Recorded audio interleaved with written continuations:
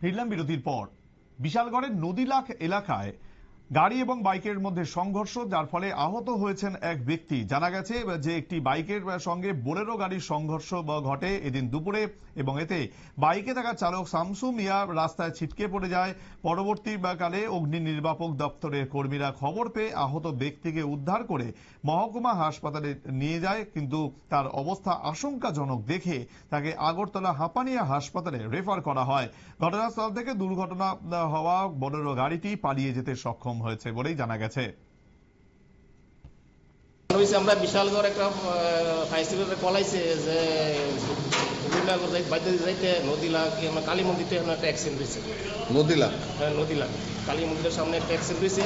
Already আমি গাড়ি নিয়ে গেলাম, গিয়া দেখি একটা বাইকের মধ্যে একটা লোক আসলো, বাইকটা বাড়ি দিয়ে গেছে একটা বুলেরো গেছে বাইকটা পাইছি। আমরা একজন পাইছি বাইক আরোহী, এটা আমরা বিশালগড় কি নাম তাহলে?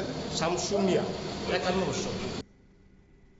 শুনতেই পেলেন, প্রতিদিন কিন্তু এই ধরনের অ্যাক্সিডেন্টের খবর উঠে আসে বা বারবার, কিন্তু তারপরেও কিন্তু মানুষ হয়তো সচেতন হতে পারছেন না। আহত যুবক এই মুহূর্তে হাসপাতালে চিকিৎসাধীন রয়েছেন। সময় আরো একটি বিরতির, সঙ্গে থাকুন।